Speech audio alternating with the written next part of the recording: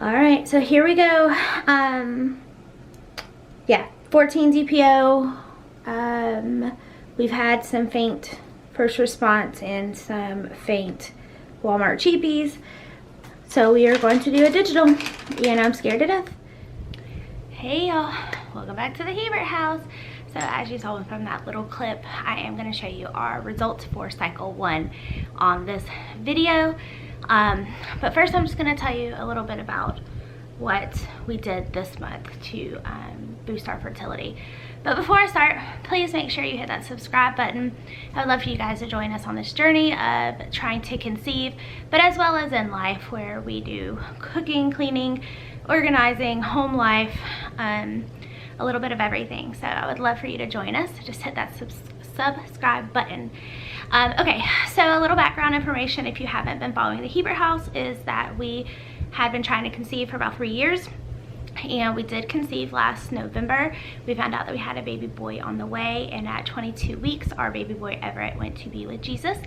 And so we have been given the okay to start trying again. So June was the first month that we could try.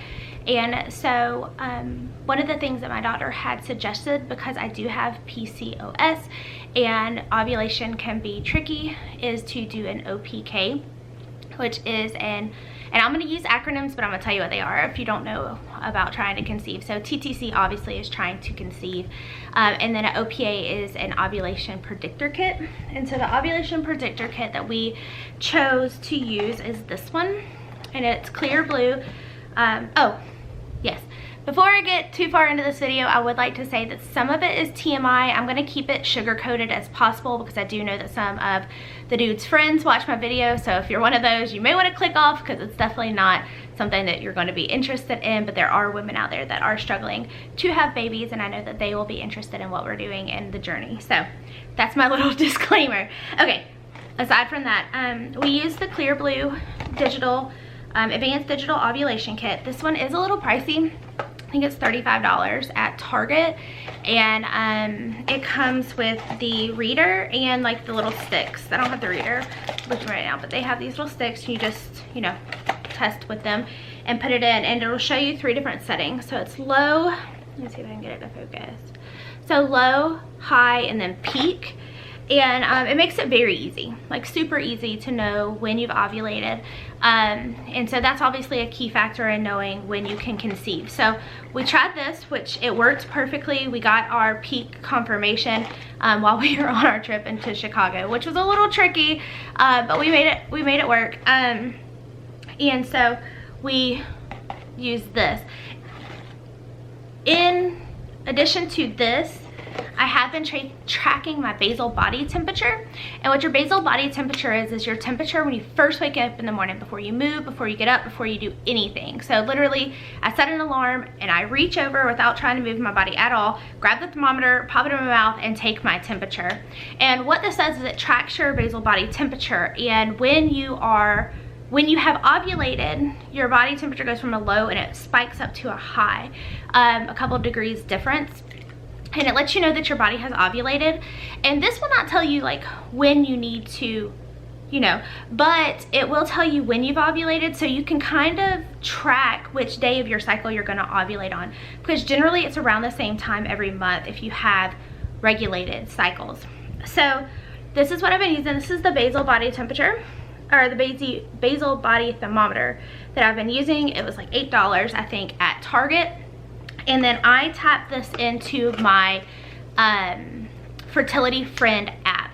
This is an app I just recently found, and I love it. It tracks my basal body temperature. I can put any symptoms in it. It tracks my weight, and it does predictions of when would be the best time to conceive, when I'm gonna ovulate. It's the information behind it is just fantastic. So I'm gonna put a little clip in here of me kind of just showing you the app real fast. Okay, so here is my charted cycle, and you can see my chart is actually all over the place because we were traveling, and there's a lot of indicators that kind of show what's like going on with your cycle. So this is when I ovulated, and you can see it went from low into high, and then you can see it started coming back down when my at the end of the cycle. All right, so that's the app. I think it's super cool. I love it, and I've been using that. The other thing I want to tell you about the app is that it syncs with this.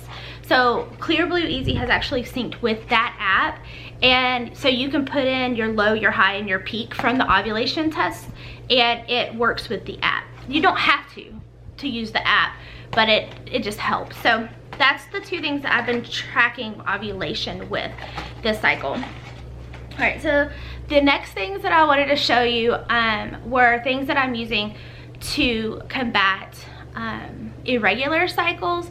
Mine are generally anywhere between 29 to 31 days, so I have longer cycles, but sometimes they can be all over the place. So to balance the hormones and balance my cycles, I've been using a couple products this cycle, my first cycle. And the first one I'm using is Pink Stork Fertility Boost. So I get that, there you go.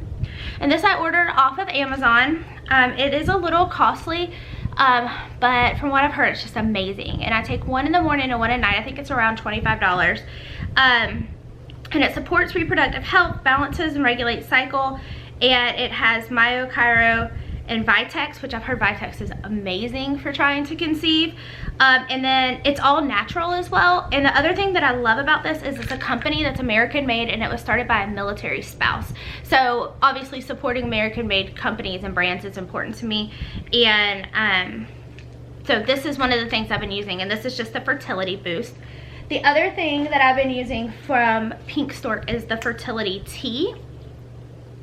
And I don't do this every day or every night. It says that you can drink 1 to 3 cups per day. I usually just drink 1 at night, and each bag makes 2 cups. So I'll drink 1 at night hot, and then I'll make one for the next day, and either I'll drink it cold or I'll just drink it hot that night. I'll warm it up.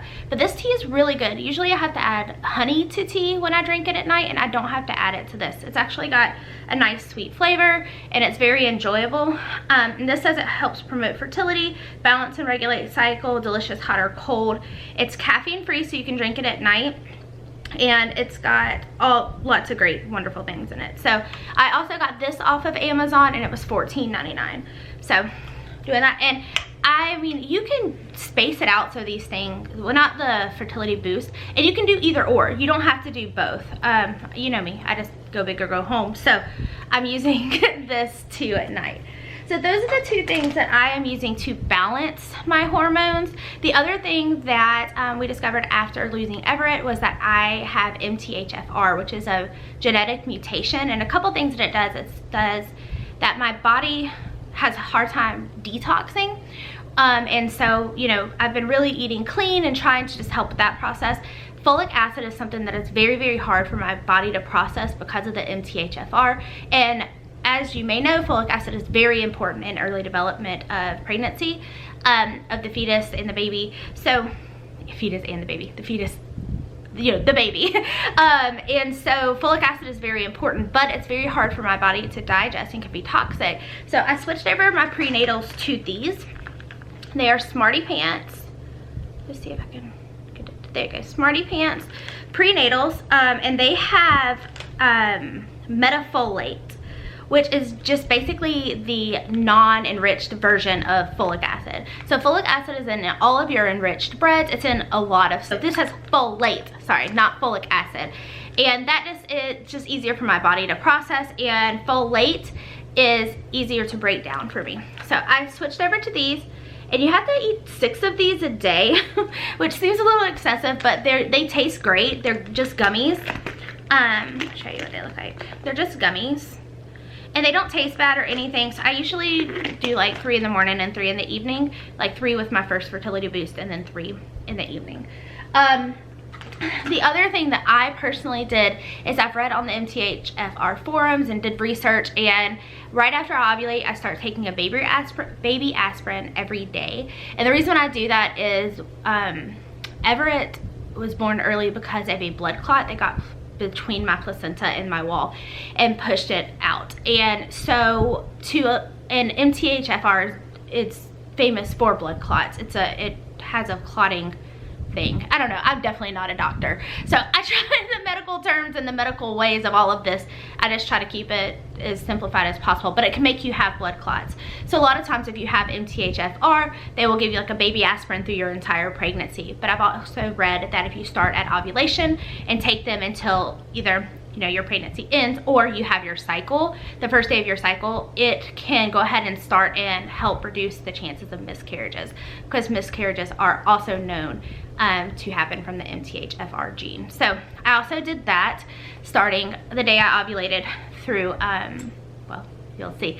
And okay. Last thing that we did this month is we also switched Kevin's vitamin. We were doing the preconception pack from 1 a day, and I was just not reading great results. They're not natural. They're not really packed with the stuff that we needed. So I did a lot of research, and this is the supplement that Kevin is taking. This is called Fertile Aid, and it just promotes motility and count. So, and it just kind of helps on his front. So we're both kind of getting our bodies in the best condition. He's also been eating clean and just kind of trying to be mindful of what he is doing also to make this process smoother. So that's what we did this cycle. And so before I show you our live test and you get to see the results of this cycle, I wanted to show you that we did get some early test results. And I don't know if you're gonna be able to see them. They're super faint lines, but they're not evaporation lines. Sorry, I keep messing up that word. Because they did show up within just like a couple of, like within the window of time.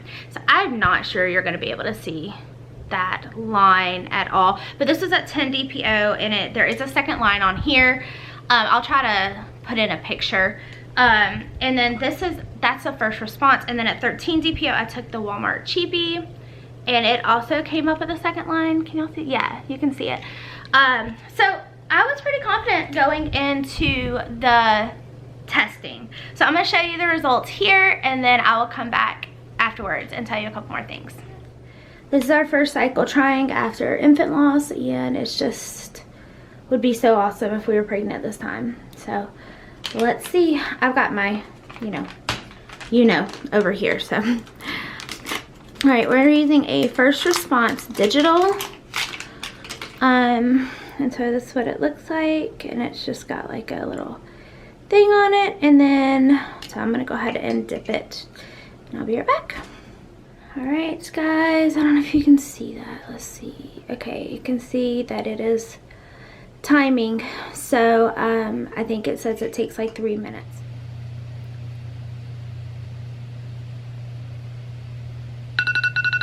Okay, are you ready?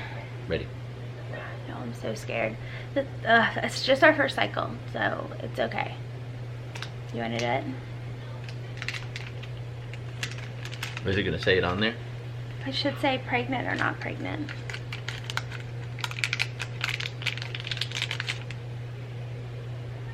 It says no. It says no.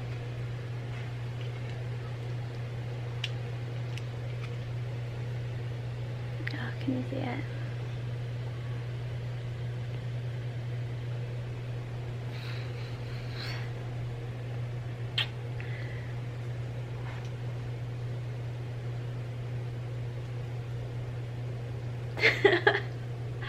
It says no, but you know what,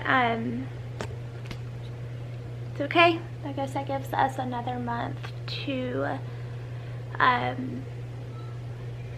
get through Everett's due date, and just maybe mentally take that battle on, and maybe just get ourselves more prepared. It also gives me another month to get my body ready for a baby, which is good because I've been trying to do that. So no baby for the Hebert house this month. How do you feel? Well, I